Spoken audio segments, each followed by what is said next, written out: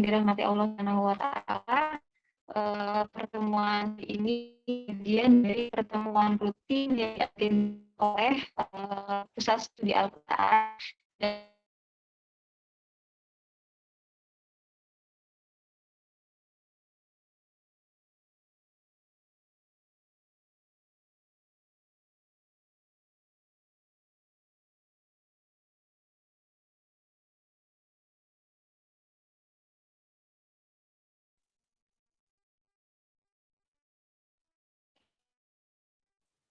Ya, temanya berkaitan dengan perempuan.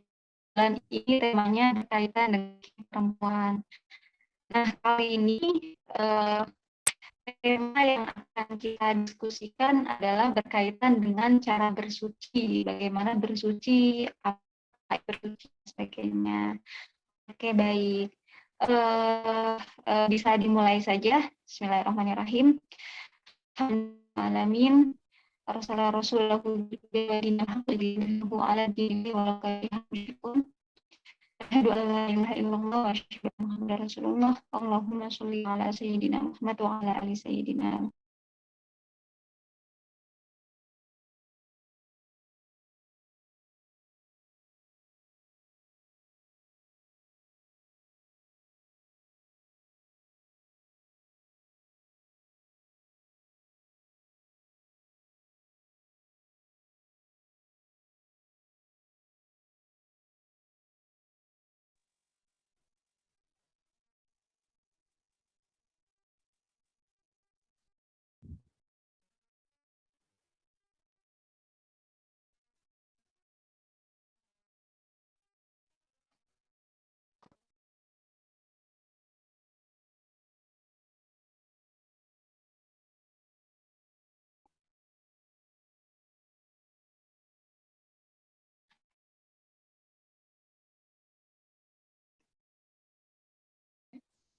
Baik, tadi sepertinya saya sudah membuka, tetapi live sendiri begitu ya. Saya ulangi lagi.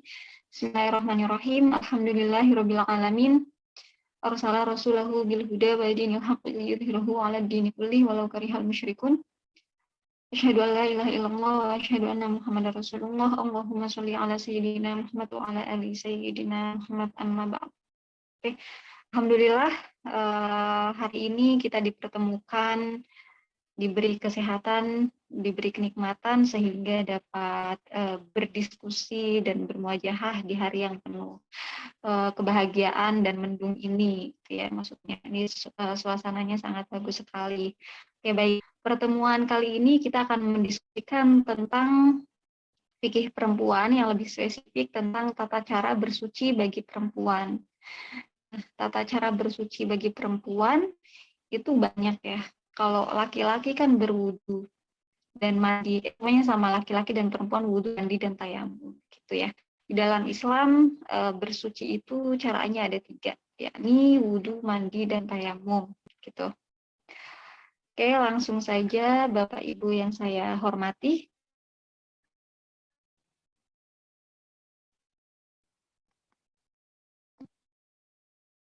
Mohon maaf, suara saya sampai? Suaranya udah bagus. Sampai tuh. Ya. Oke, baik Mbak Mufida, silakan di next. Ya, sebelum kita berbicara tentang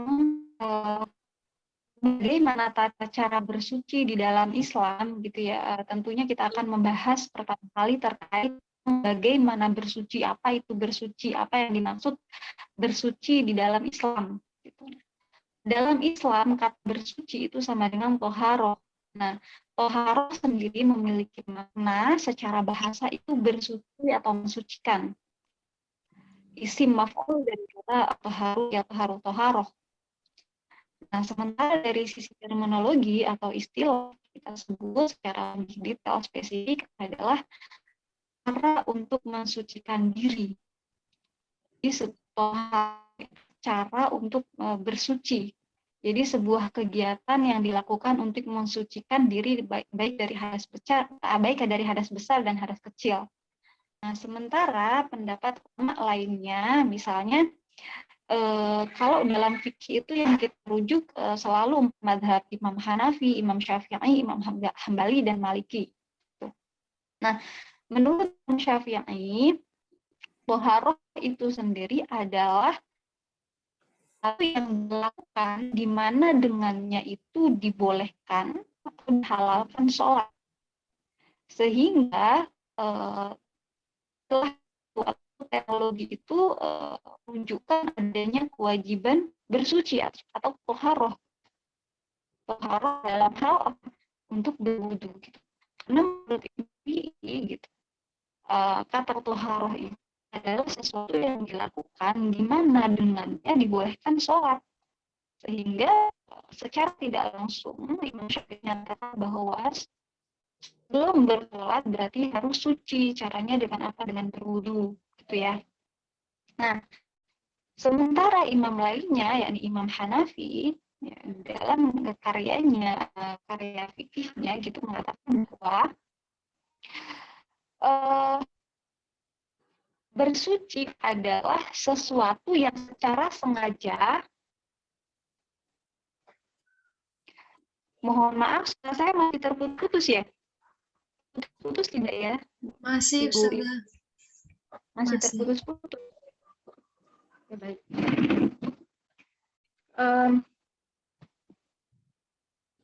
Putus-putus.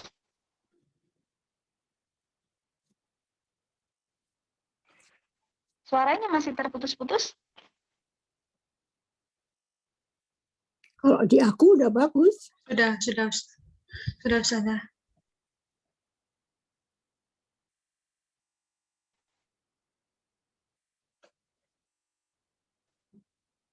Baik. Suaranya masih terputus-putus.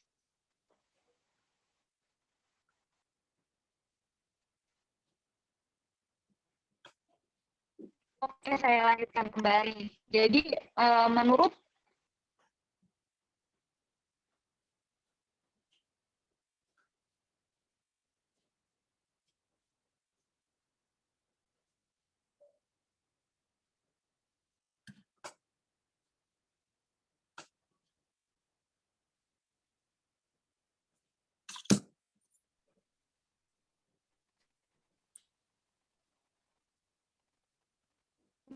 ya, mohon maaf, suara saya masih terputus-putus. Sudah bagus. Udah Oke, bagus. bagus. Balik pada penjelasan awal tadi bahwa iya, makna boharoh menurut daripada ulama yang kita yakini bersama, yang kita menjadi rujukan bersama, Imam Maliki, Imam Syafi'i, dan Imam Hambali. Nah, menurut Imam Syafi'i yang saya sebutkan adalah bahwa toharoh adalah sesuatu yang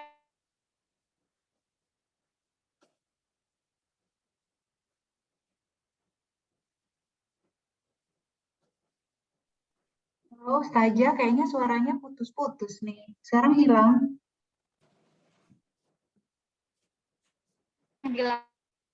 yang sengaja dilakukan atau wajib dilakukan untuk orang-orang yang hendak melakukan ibadah. Nah, contohnya ngaji gitu ya, sholat dan lain sebagainya. Itu harus melakukan bersuci dulu gitu.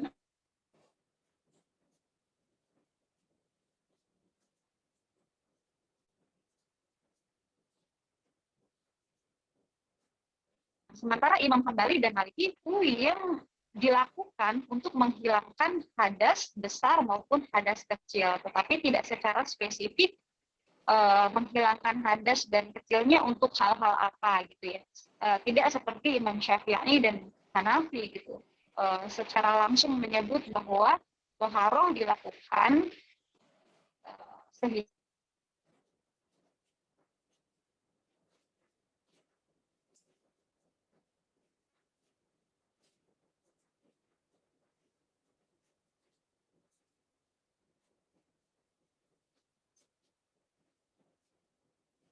dia menggugurkan haji. Dari sejak masa Islam, awal munculnya Islam, masa Rasulullah Shallallahu Alaihi Wasallam hingga kini, nah objek bersuci itu masih sama. Jadi kalau dulu itu di Arab, di Mesir dan sebagainya itu kenapa menggunakan lebih banyak dominan menggunakan pasir ya karena apa namanya kuantitas daripada air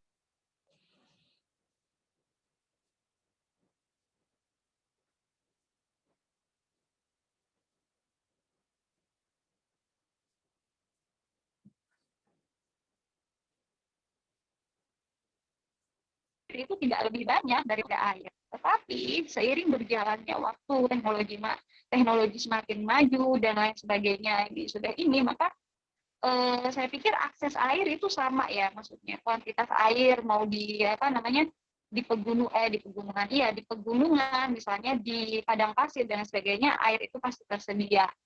Sehingga penggunaan daripada pasir, debu dan lain sebagainya itu tidak menjadi hal yang utama gitu ya, karena kita sudah mulai ada teknologi untuk mengebor untuk mengebor air gitu ya, sehingga air bisa muncul keluar gitu. Oke, kalau zaman dulu belum ada, sehingga mereka lebih banyak menggunakan pasir dan debu gitu. Iya, jadi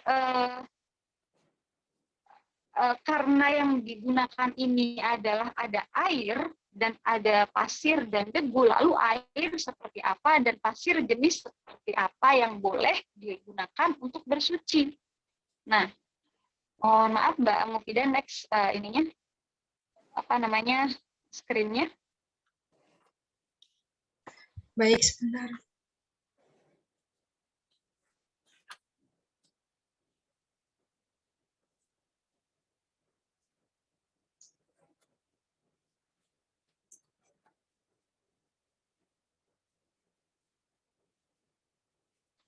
Ya, lalu air seperti apa atau pasir seperti apa yang boleh digunakan untuk bersuci. Nah, di dalam Islam itu ada beberapa kategori yang masuk dalam air yang suci dan mensucikan sekali, atau air yang suci tetapi tidak mensucikan. Contohnya, kalau di dalam Islam itu ada disebutnya air mutlak.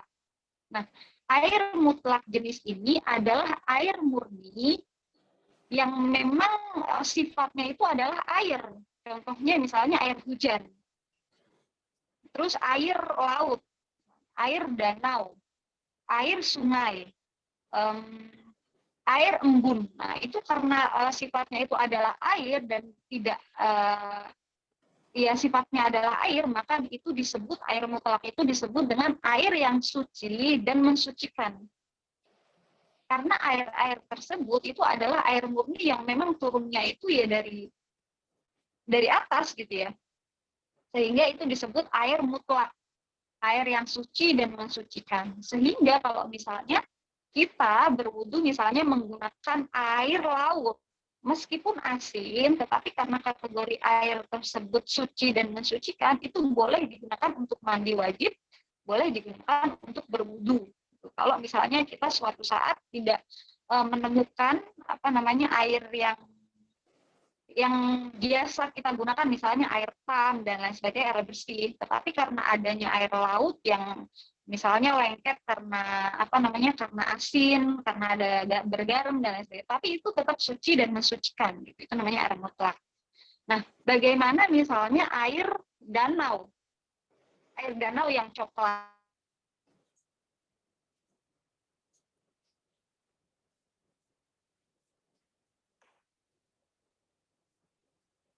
misalnya. Tapi kalau misalnya pada satu saat kita hanya adanya tuh air yang memang di satu wilayah, kan itu kadang-kadang ada yang memang airnya itu tidak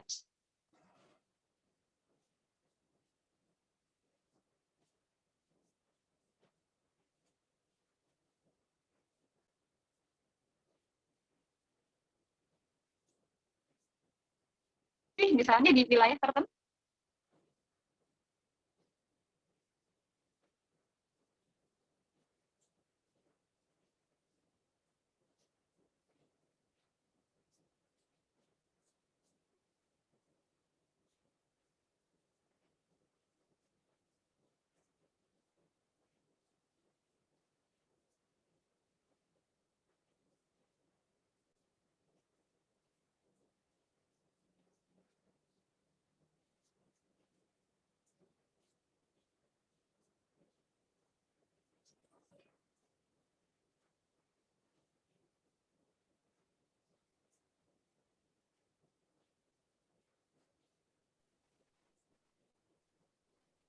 Baik, mohon maaf karena terkendala sinyal.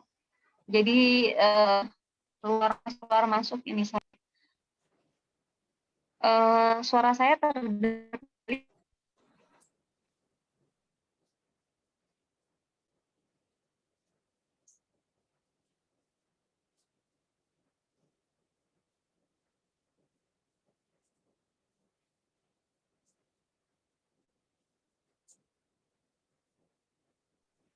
Air mutlak itu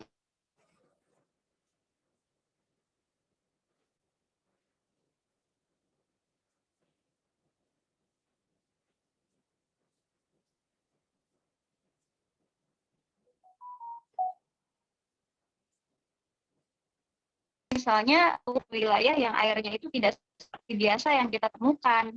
Nah, airnya misalnya air yang komposisinya tuh air bukan air pam, misalnya air air boran gitu ya, sehingga komposisi airnya tidak sebersih daripada air pam. Nah, itu apakah suci dan mensucikan? Nah, itu di dalam Islam itu air yang demikian itu suci dan mensucikan, gitu ya.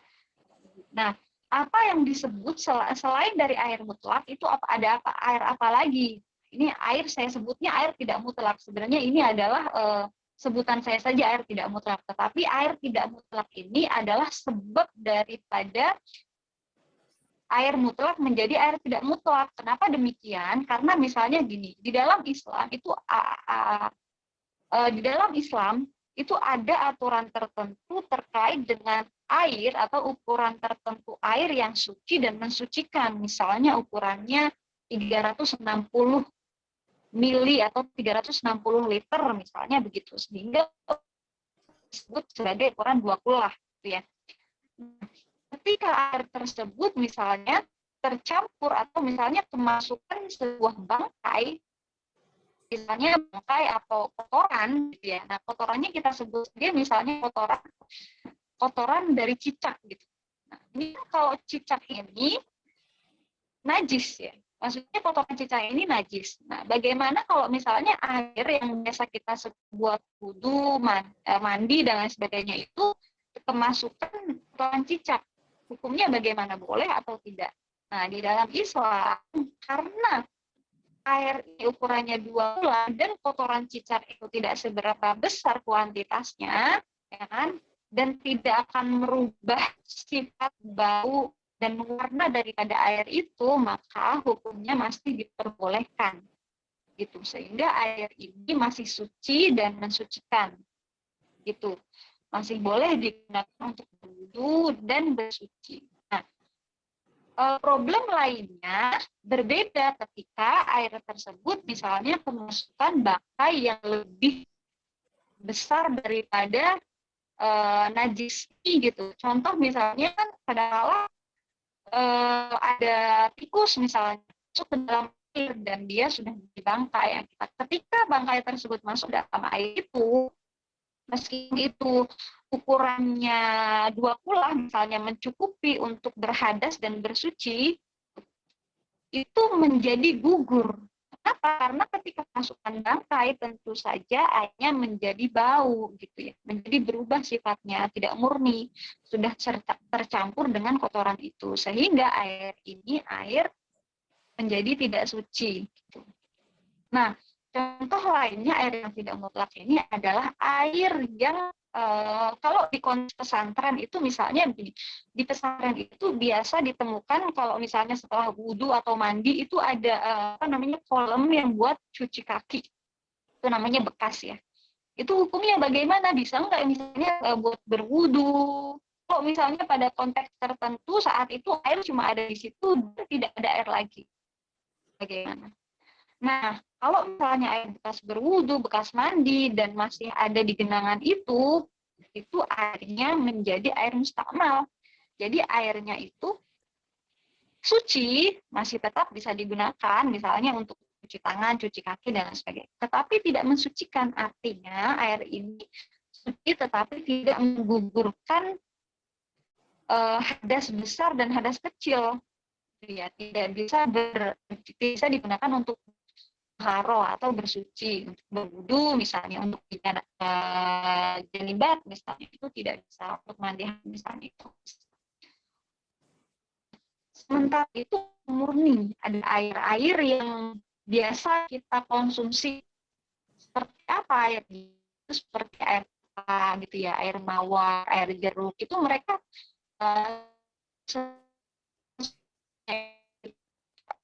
yaitu terdapat komponen air. Nah, air ini disebut dengan air murni, suci tapi tidak mensucikan gitu ya. Bersih tetapi memang tidak difungsikan untuk bersuci.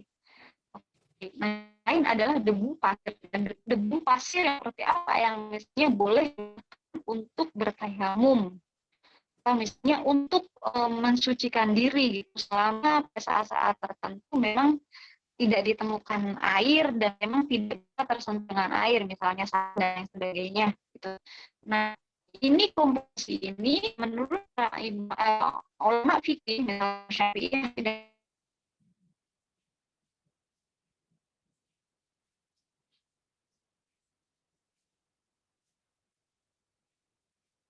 mereka tidak dianjurkan pasir yang bersih dari najis gitu ya, pasir yang memang bersih dari najis bangkai dan lain sebagainya gitu, dari kotoran-kotoran lainnya yang tentu saja kita bisa melihat itu pasir bersih atau tidaknya begitu ya. Oke, baik, silakan di next Mbak Mufidah.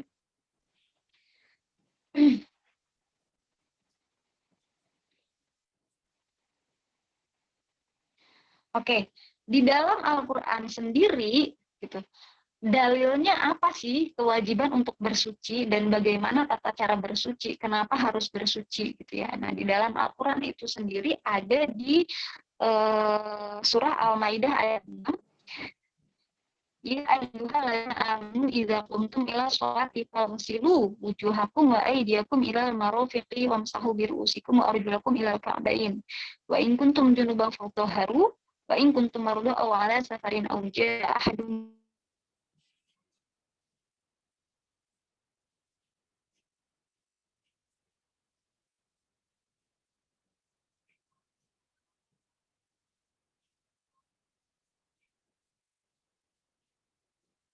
itu Allah mas teman saya akan tadi untuk melakukan sholat tidak kuntum ila sholat faghsilu wujuhakum wa aydiyakum ilal marafiqi wamsahu bi ru'usikum wa arjulakum ilal ka'bayn gitu. Jadi cara bersuci di dalam Al-Qur'an ini sudah komponennya ada di dalam satu ayat ini gitu. Jadi bersuci itu ada diminta untuk berwudu.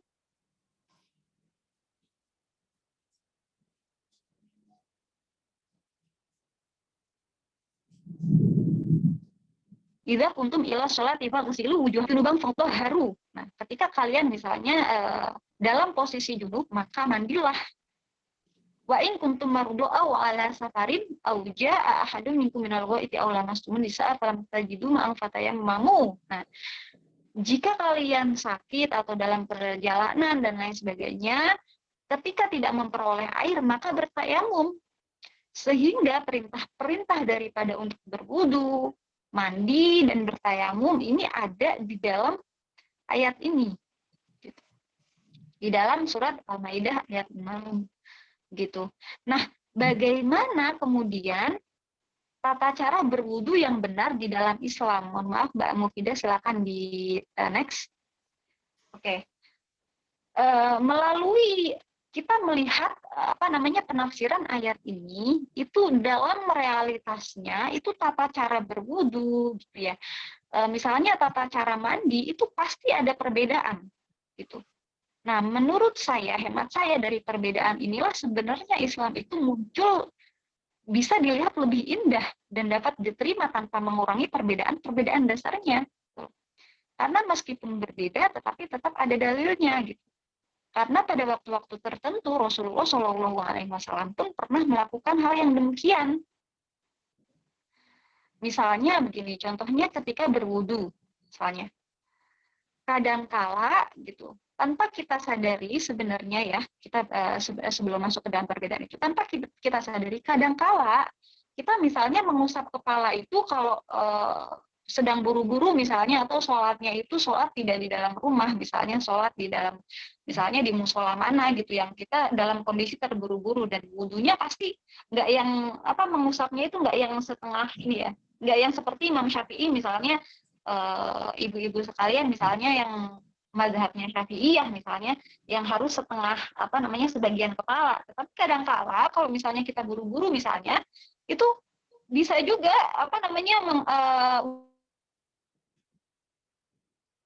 gitu ya, seperempat lah.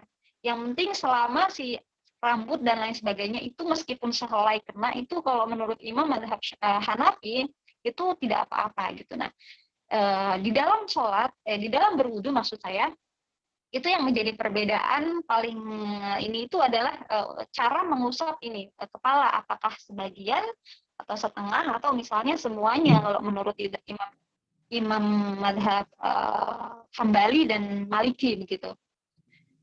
Nah, itu ya. Jadi saya tidak akan jauh membuka diskusi tentang perdebatan itu, tetapi di dalam Islam itu kalau saya pribadi gitu ya, karena Islam saya itu adalah Islam nenek moyang gitu, sehingga kemungkinan besar saya dulu mungkin belajar gitu ya, belajarnya itu tidak secara fikih, spesifik fikih gitu ya, tetapi memang karena kita diberitahu oleh ustadz kita, guru kita dulu misalnya di pesantren, cara berwudu yang benar. Misalnya yang pertama adalah mencuci tangan, kemudian berkumur, mengusap hidung gitu ya, kemudian berwudu, membasuh muka, membasuh tangan, membasuh sebagian kepala, telinga dan kaki, dan berturut-turut. Nah, kita taunya kan itu.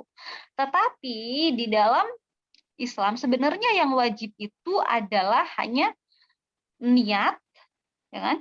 Membasuh muka, membasuh kedua tangan, mengusap kepala, membasuh kedua kaki, dan dilakukan secara tertib. Nah, yang wajib ini yang ada di dalam surat Al-Maidah ayat 6 tadi gitu.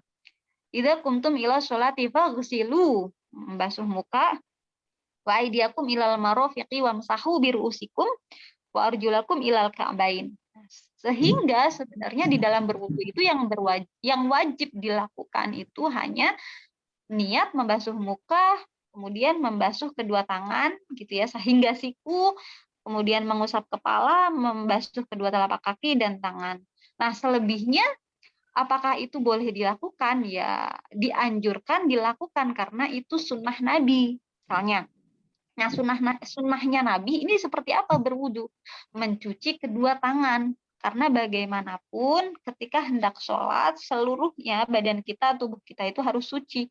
Kadangkala yang sering kali bersentuhan, objek tubuh kita yang sering kali bersentuhan dengan objek-objek lain adalah tangan. Sehingga Rasulullah SAW sering kali kalau misalnya hendak sholat itu membersihkan tangan dahulu gitu ya. Nah, setelah itu berkumur. Kenapa berkumur?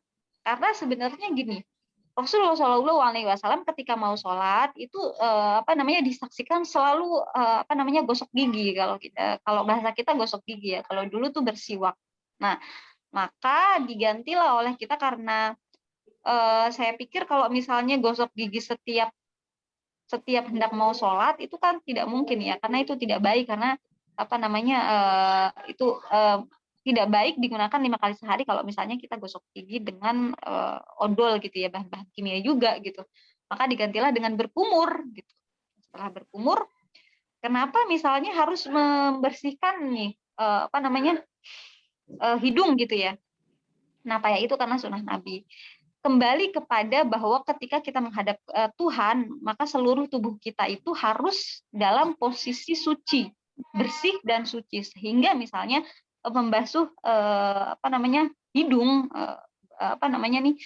bolongan hidung, saya sebut ini bolongan hidung karena tempat-tempat bolongan itu bahasa Indonesianya apa ya, bolongan ya, bolongan misalnya di telinga kita kan juga ada lubang, misalnya di hidung ada lubang, di telinga ada lubang, dan itu kemungkinan besar masuknya bakteri, kotoran dan lain sebagainya itu ada, sehingga menjadi sunnah untuk membersihkan itu gitu loh, hidung, telinga misalnya. Nah, menjadi sunnah, tapi saya pikir di mayoritas masyarakat Indonesia itu menjadi sesuatu yang sunnah wajib gitu, sunnah yang wajib diikuti, sunnah muakkad gitu ya. Oke, baik, silakan di next.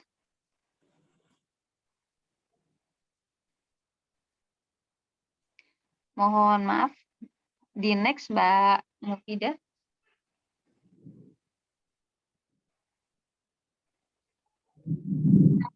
Itu setelah berwudu, nah bagaimana cara mandi? Nah, di dalam Al-Quran itu perintah untuk bersuci dengan mandi itu tidak hanya terdapat di dalam surat Al-Maidah ayat 6. Ya ayyuhalladzina amanu idza qumtum ilas sholati faghsilu wujuhakum wa aydiyakum ilal marafiqi wamsahu. Tetapi ada juga di dalam surat lainnya, yakni Al-Baqarah ayat 222. Yas'alunaka 'anil mahid qul huwa adhan fa'tazilun nisaa fil mahid. Jadi ketika ketika perempuan itu sedang mengalami haid, ya kan, sedang mengalami haid, maka setelah itu ada kewajiban untuk bersuci, gitu. Mohon maaf Mbak Mufidah, di next ininya, share screen-nya.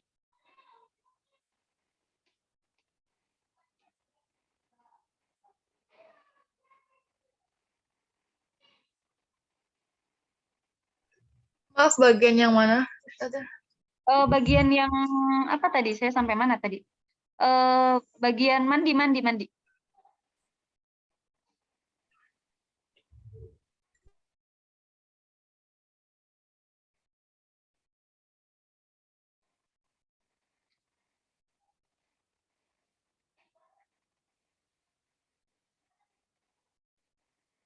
Ya, jadi di dalam Al-Quran itu memang perintah untuk mandi gitu ya, untuk mandi junub, mandi bersih, mandi hadas besar itu tidak banyak ya. Di antaranya hanya itu di dalam surat Al-Maidah dan Al-Baqarah gitu, tidak banyak gitu. Nah, di dalam surat Al-Maidah ini yang menjadi wajibnya mandi bagi para perempuan adalah ketika mengalami haid. Pasca haid, pasca nifas misalnya, terus pasca junub atau berhubungan seksual dengan suami istri gitu. Kenapa demikian gitu? Kenapa misalnya habis nifas, habis haid, pasca berhubungan badan gitu harus mandi? Karena ini merupakan hadas besar gitu. Jadi sesuatu yang dilakukan yang memang memunculkan impact daripada seluruh anggota tubuh perempuan gitu. Ketika haid misalnya, perempuan itu misalnya ketika haid itu mengeluarkan darah tentu. Nah, selain mengeluarkan darah, ia tentu pada masa 7 hari maksimal atau 5 hari paling cepat, itu mereka tuh dalam kondisi sakit misalnya. Nah, ketika sakit itu kadangkala misalnya hormonnya berubah, misalnya emosinya berubah, dan itu memungkinkan untuk perempuan itu tidak stabil ya, tidak stabil baik dari psikologi maupun psikisnya gitu, maupun fisiknya. Sehingga menurut saya rasionalitasnya adalah kenapa mandi gitu? Karena ya selain untuk membersihkan daripada apa-apa yang keluar dari tubuh kita, dari biologi kita, tetapi juga untuk membersihkan kembali kondisi tubuh kita yang memang awal mulanya adalah dalam kondisi sakit gitu, dalam kondisi tidak stabil, sehingga dengan mandi bersuci maksud saya itu mampu mengembalikan kesucian kita gitu, baik secara fisik maupun batin. Karena setelah kita selesai mengalami itu, maka kita bermandi dan lain sebagainya, tentu itu secara tidak disadari, maka sebenarnya ketika kita sudah bersuci, maka secara otomatis kita sudah bersiap untuk melakukan ibadah-ibadah lainnya gitu. Nah, karena apa? Karena pada masa kita mengalami nifas, misalnya mengalami haid gitu, mengalami ketika berhubungan badan pun saya yakin itu ada gejala fisik, misalnya gejala psikis yang mengubah hormon itu sehingga diwajibkan mandi gitu. gitu ya. Nah, iya. Ya, kenapa hanya junub misalnya berhubungan seksual dan nifas yang mandi ya? Karena kalau misalnya kita buang air kecil dan besar itu ya kita hanya mengeluarkan segala kotoran yang ada di tubuh gitu, tidak melibatkan apa ya? Tidak melibatkan seluruh anggota badan dan lain sebagainya gitu. Nah, kita misalnya buang air, buang angin gitu. Kalau misalnya buang angin ya udah buang angin aja kan, maksudnya tidak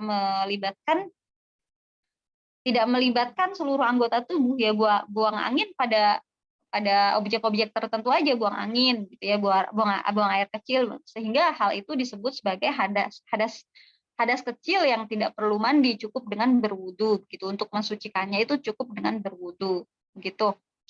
Oke, baik. Next ya Mbak Mufidah, ini screen-nya nggak muncul ya.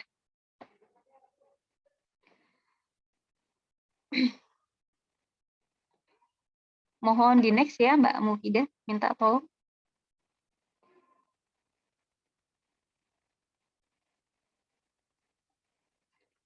Ya, di bagian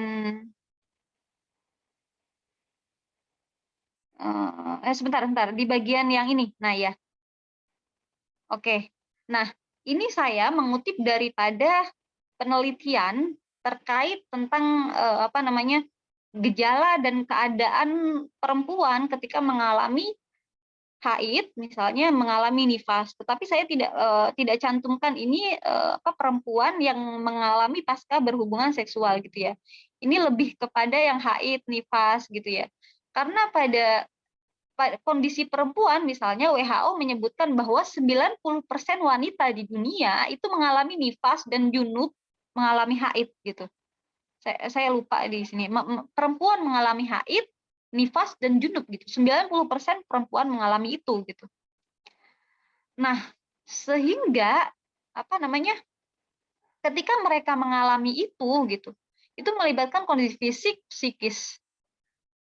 Nah, ini yang hijau ini dalam kondisi tidak haid, tidak nifas dan tidak junub ya, gitu. Nah, mereka kondisi fisik dan psikisnya ketika tidak haid, tidak nifas dan sebagainya itu normal gitu. Masih dalam keadaan normal. Hormonnya itu ya masih stabil gitu.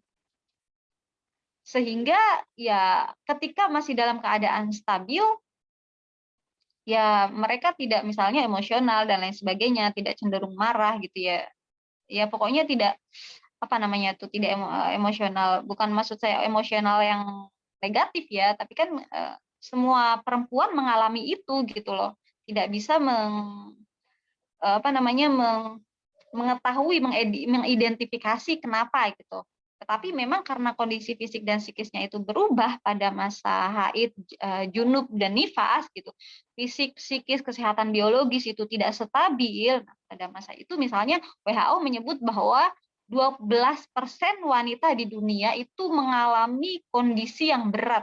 Misalnya kondisi yang berat ini yang dimaksud apa? Boleh jadi misalnya ketika ia nifas, ia haid, itu sama sekali tidak bisa melakukan apapun.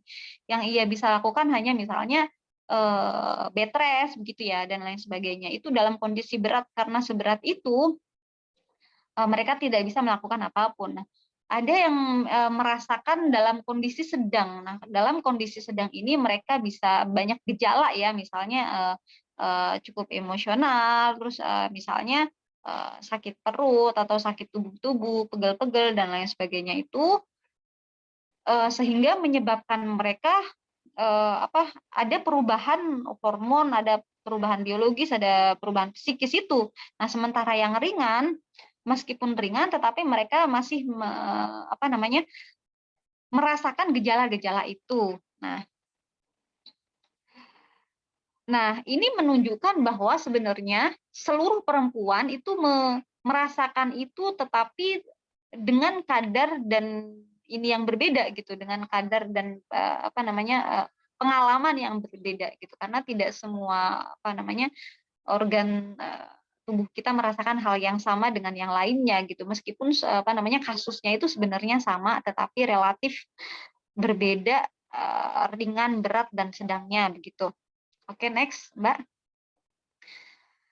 Nah, selanjutnya kalau begitu cara tayamum itu bagaimana?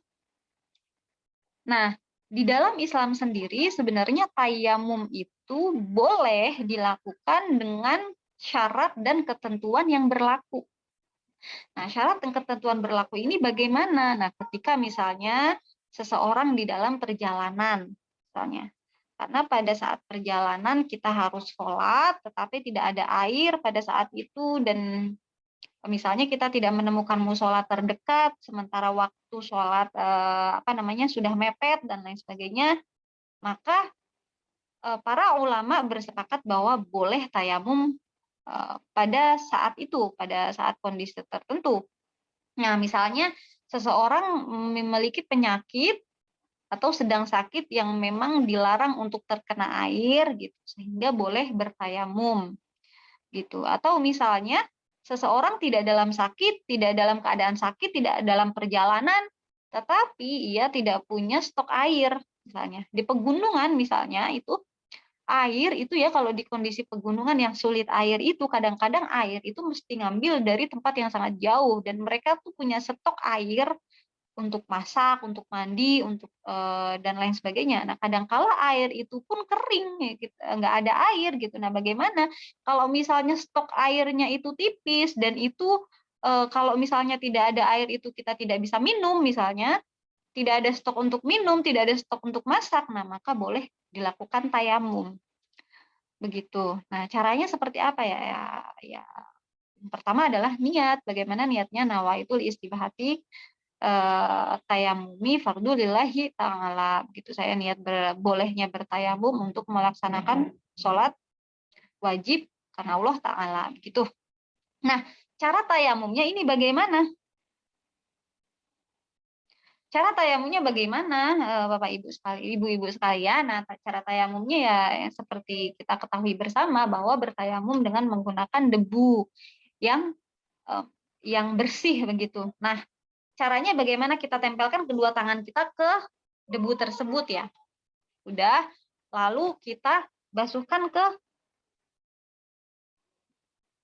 muka. Nah, kasus lainnya misalnya kita tempelkan kedua tangan dengan cara begini, ya kan? Kalau misalnya debunya terlalu banyak, kita bisa senggol-senggol begini, lalu kita usapkan ke muka. Nah, setelah itu kita tempelkan lagi kedua tangan, debu itu kalau misalnya kebanyakan boleh begini lagi, lalu dimulai mengusap kedua tangan dari ujung jari ke atas dulu sampai siku, baru ke bawah ke tangan begini. Itu ya. Nah, lanjut begini lagi, kayak begitu. Itu tayamumnya. Setelah itu ya selesai gitu. Maksudnya cara tayamumnya seperti itu. Cukup dilakukan sekali gitu. Menempelkan tangan ke debu, kemudian mengusap muka, selesai satu kali, baru menempelkan lagi kedua tangan ke debu lagi, baru usap kedua tangan sampai siku. Kanan dan kiri, gitu. Oke, saya pikir itu saja ya. Menurut saya adalah bahwa kesimpulan daripada cara berwudu, mandi, dan tayamum ini adalah sebenarnya yang menjadi perhatian dan ini kita bersama adalah bersuci. Itu kan tidak melulu, kalau misalnya Imam Syafi'i adalah menyatakan bahwa bersuci itu yang dengannya boleh melakukan sholat. Tetapi banyak mayoritas ulama menyarankan bahwa sebaiknya bersuci ini selalu kita lakukan berulang meskipun tidak akan melakukan sholat gitu, karena dengan menjaga diri kita dari bersuci gitu, misalnya menjaga wudhu kita gitu, itu akan menghindari diri dari dari kepenatan, dari misalnya penyakit-penyakit lain, maupun menyelamatkan kita dari godaan-godaan syaitan. Karena bagaimanapun syaitan itu berbentuk tidak hanya hal-hal yang gaib, tentu saja syaitan itu ya bisa berbentuk manusia, bahkan bisa berbentuk diri kita sendiri gitu. Sehingga perintah daripada bersuci, misalnya sunnahnya Rasul itu, Rasul tidak pernah tidak pernah tidak pernah tidak bersuci gitu. Selalu kalau misalnya sudah batal wudhu ya wudhu lagi misalnya. Kalau misalnya setelah buang angin atau buang air kecil dan itu selalu berwudhu gitu. Dia selalu memperbaharui dirinya dengan bersuci dan berwudhu begitu. Oke, baik ibu-ibu sekalian yang dirahmati Allah, cukup sekian saya buka pertanyaan dan diskusi. Mohon maaf kalau ada salah kata, salah sebut. Mari kita diskusikan bersama di pertemuan kita hari ini.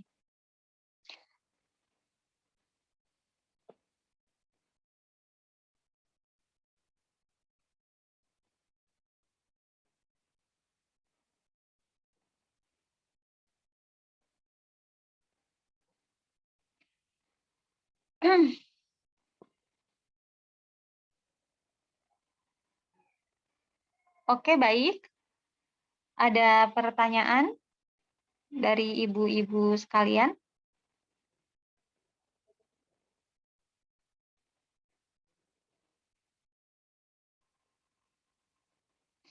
Ini sepertinya partisipannya adalah semuanya ibu-ibu saya. Mohon maaf, Ibu, semuanya. Ya, Ibu Rosiana. Ya, Syahrul. selamat sore. Assalamualaikum. Waalaikumsalam warahmatullahi wabarakatuh, Ibu. Yang saya mau nanya, jadi bagaimana tadi keterangannya kalau kita berwudu, tapi kita di ruangan terbuka, begitu kan? Kita nggak bisa buka seluruhnya, bukan hijabnya. Caranya gimana, Mbak? Ya, baik. Ya, jadi karena itu Rasulullah Shallallahu Alaihi Wasallam sendiri Ibu pernah melakukan sholat berwudu, maksud saya berwudu dan ia mengusap bagian daripada ininya. Sebutannya apa ya kalau kita ini kali ya, Ibu? Anak Kalau kita rambut. kerudung. Anak rambut. Iya, anak rambut gitu. Jadi kalau menurut Imam Hanafi bahkan sehelai rambut atau satu rambut pun itu sudah sah, Ibu. Sehelai rambut misalnya kan kalau sehelai rambut itu asal kita mengusap ini tanpa kena rambut, asal rambutnya itu satu pun itu menurut Imam Hanafi sudah sah. Bahkan Aisyah radhiyallahu an itu pernah menyaksikan Rasulullah Shallallahu Alaihi Wasallam itu mengusap, bukan mengusap kepala ya, tetapi mengusap apa sih kalau misalnya itu tuh belangkon ya yang biasa dipakai kalau Habib itu ininya kufah atau apa gitu. Jadi pernah Aisyah menyaksikan tidak dibuka itu ya? menyaksikan pernah mengusap ininya gitu, kufah atau apa saya lupa itu namanya, pernah menyaksikan mengusap ininya, bahkan ininya bukan daripada apa namanya kepalanya. Rambutnya. Iya, itu Ibu. Itu Jadi yang saya baca ya? itu. Iya. Yang saya baca itu dari karyanya fikihnya Imam siapa ya saya lupa. Muhammad Utsman itu karya fikih wanita, fikih Imam Madhab, itu demikian. Ada hadis yang menyatakan bahwa Rasulullah SAW pun tidak mengusap kepala, tetapi tidak sampai rambut. Jadi ia kenanya tuh kena pada ininya. Kalau kita sebut peci kali ya Bu ya. Kalau sekarang itu namanya tuh, iya itu. Gitu Ibu Rosiana. Ya, makasih. Sama-sama Ibu. Waalaikumsalam warahmatullahi wabarakatuh.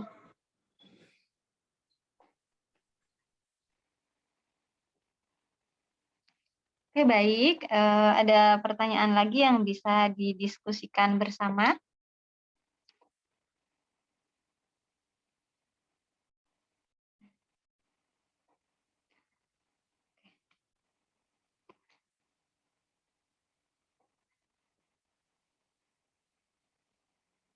Jadi kalau gitu kayak saya buka kasus kali ya. Misalnya begini, kita dalam kondisi perjalanan. Di perjalanan itu misalnya kita di dalam bis dan di bis itu misalnya tidak ada air atau kita misalnya tidak diperkenankan karena menyangkut kebutuhan bersama perjalanan. Ketika dalam perjalanan dan itu perjalanannya tidak sendiri, tentu saja dengan yang lain, tentu itu menyangkut waktu bersama dan apa namanya ini bersama gitu. Maka kan tidak elok juga misalnya salah satu penumpang atau yang lain minta turun sholat, itu kan nggak mungkin ya, tidak mungkin dilakukan gitu, kecuali untuk ke toilet saja gitu pasti cepat. Tapi kalau sholat kan kita misalnya butuh waktu untuk berwudu, misalnya butuh waktu untuk antri toilet, butuh waktu untuk itu. Maka ketika ketika tidak ada itu ya otomatis tayamum gitu. Tayamumnya dengan apa ya kalau tidak ada debu ya dengan objek-objek tertentu yang ada di situ. Misalnya kita tempelkan di kaca misalnya gitu ya. Ya dengan cara bertayamum berwudunya begitu. Oke, baik. Karena tidak ada pertanyaan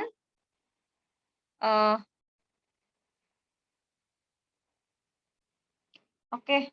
Mbak Mufidah ini ada yang tanya, dijawab saja ya Mbak ya. Iya, boleh Ustazah. Ya, Assalamualaikum Bu, maaf baru bergabung. Mengenai saat haid, ada sebagian yang menyatakan kalau keramas dan rambut rontok, maka rambutnya tidak boleh dibiarkan terbuang karena nanti harus disucikan bersama saat mandi besar. Apakah itu benar Ibu? Pertanyaan terkait itu, jadi sebenarnya itu adalah untuk menghormati daripada atau untuk membersihkan kembali hal-hal apa yang sudah misalnya ketika kita konteksnya dalam Islam itu ketika kita haid, bahkan ayat tersebut itu ayat Al-Baqarah, yas'alunaka 'anil mahid, saya lupa, jadi yas'alunaka 'anil mahid qul huwa adzan fa'tazilun nisa fil mahid. Nah, mayoritas ulama klasik dalam menafsirkan ayat Al-Quran ini itu mereka cenderung diskriminasi kepada perempuan gitu. Bahkan pada penafsirannya pada saat itu atau misalnya pada saat itu ketika perempuan haid, mereka itu cenderung dijauhi gitu. Cenderung dipisahkan gitu. Mereka tidak boleh didekati. Mereka misalnya karena konteksnya itu najis, mereka menyatakan bahwa konteksnya najis. Mungkin kenapa demikian? Mungkin karena dulu belum ada pembalut, belum ada apa sehingga darah itu boleh jadi keluar berantakan gitu ya. Sehingga pada masa itu kenapa kemudian orang-orang Arab pada masa itu ketika perempuan haid itu mereka dipisahkan, dijauhi, tidak boleh tidak boleh diajak berkomunikasi dan lain sebagainya. Bahkan untuk makan bersama pun mereka perlu dihindari. Nah, ada satu sahabat yang bertanya, Rasulullah SAW bagaimana misalnya perempuan itu ketika masa haid. Nah, Rasul menjawab bahwa tidak seperti itu gitu loh. Perempuan itu boleh didekati, boleh diajak makan bersama, boleh diajak duduk bersama, misalnya boleh diajak bercumbu. Misalnya dalam arti bercumbu itu adalah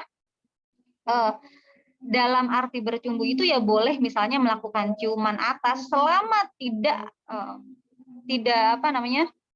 diganggu hal-hal biologisnya gitu ya, yang bagian alat yang keluar darahnya itu tidak tidak digunakan gitu loh. Itu tidak apa-apa gitu. Rasulullah SAW pernah ketika Aisyah dalam kondisi haid gitu, misalnya ciuman, itu nggak apa-apa, pelukan itu nggak, karena yang disentuh bukan daripada hal-hal yang keluar najisnya gitu. Nah, kembali lagi terkait dengan rambut perempuan gitu. Ketika haid misalnya itu harus dikumpulkan, kemudian ketika bersuci itu harus disuci kembali. Menurut penelitian, dulu teman saya itu ada penelitian tentang hadis terkait dengan itu. Sebenarnya hadis tersebut itu dhaif. Ya, hadis yang berkaitan dengan rambut yang harus itu sebenarnya dhaif. Tetapi itu boleh dilakukan untuk fadhailul amal gitu ya. Maksudnya untuk membersihkan anggota tubuh kita yang orang zaman dulu itu kan sangat menghormati sangat menghormati ajaran-ajaran Islam dan ajaran-ajaran sesimpel itu gitu, mereka menghormati itu. Tetapi sebenarnya di dalam konteks hadisnya itu dhaif dan itu boleh dilakukan untuk fadhailul amal aja, untuk kita menghormati tubuh kita sendiri, hal-hal apa yang keluar dari tubuh kita dan boleh disucikan gitu. Itu ya Ibu ya. Itu sih. Kalau terkait dengan hadisnya itu sebenarnya doif gitu. Maksudnya belum, kalau doif itu ya berarti lemah gitu, tidak ada landasannya. Apakah itu benar-benar hadis yang disampaikan oleh Rasulullah atau bukan gitu ya Bu ya.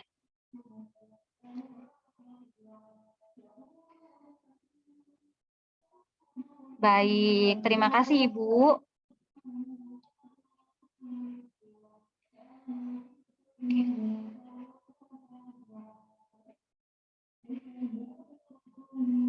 Oke.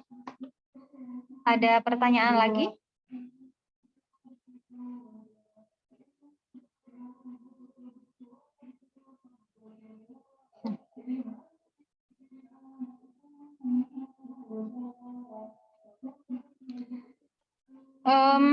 Ya,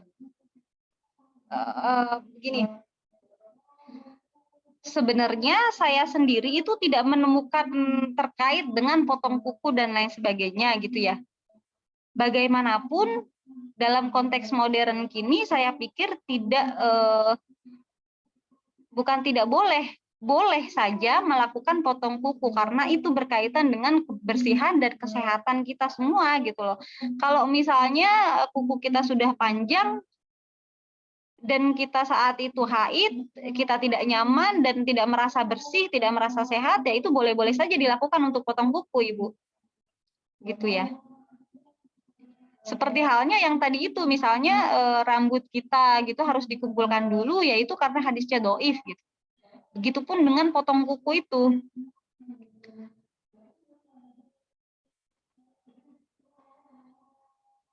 Sebenarnya itu kan dilakukan oleh para para sesepuh kita dahulu itu karena memang penafsiran mufasir awal yang cenderung realitas Islam dahulu yang cenderung melakukan diskriminasi atau diskredit perempuan yang sedang haid.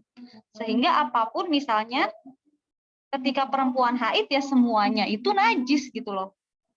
Dan perlu disucikan kembali, misalnya potong kuku, rambut, gitu ya, najis dan lain sebagainya. Nah itu.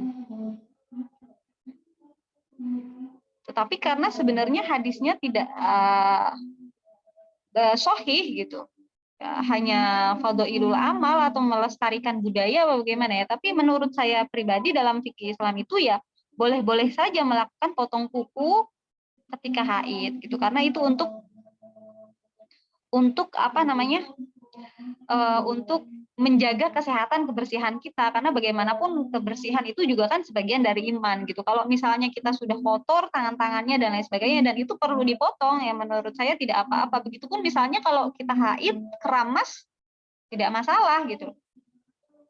Tetapi memang dalam sains itu kalau misalnya keramas kita keramas pada saat haid itu ada penelitian itu ada hal yang menjadi beku dalam tubuh kita sehingga proses pengeluaran darah kotor itu menjadi tersumbat gitu ya, menjadi tersumbat. Begitupun kita misalnya kalau lagi haid konsumsi air es itu memang menurut penelitian itu konsumsi es itu bisa menyebabkan darah-darah kotor yang kita keluarkan pada masa haid itu berkurang atau misalnya membeku, bukan membeku dalam arti ini ya, tetapi kadar daripada kuantitas darah yang keluar itu tidak lebih banyak ketika kita mengkonsumsi es atau misalnya kita mandi gitu.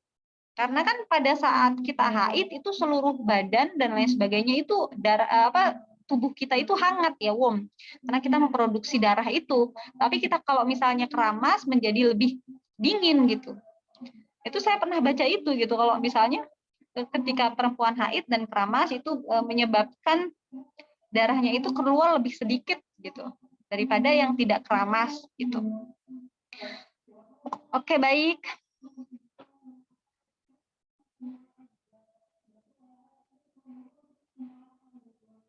Baik, Bu Dewi, terima kasih.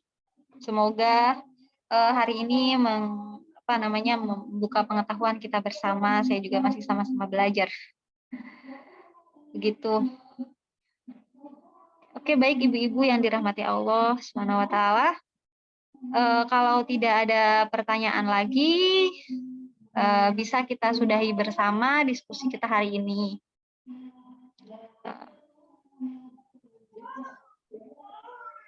Terima kasih. Ya, baik. Oke, baik. Mari kita tutup diskusi kita hari ini dengan bacaan hamdalah. Alhamdulillahirabbil alamin. Terima kasih ibu-ibu semua yang dari hati Allah. Terima kasih kepada Pusat Studi Al-Quran untuk kajian mingguan. Sangat perlu diapresiasi ya. Karena bagaimanapun persoalan tentang fikih perempuan, persoalan tentang hukum dan lain sebagainya itu pasti akan continue gitu, problematika itu selalu ada gitu ya. Oke, baik, kurang lebihnya mohon maaf. Assalamualaikum warahmatullahi wabarakatuh. Waalaikumsalam warahmatullahi wabarakatuh. Terima kasih banyak. Sama-sama Ibu, mohon pamit izin semuanya. Lep. Assalamualaikum. Terima kasih Ustazah.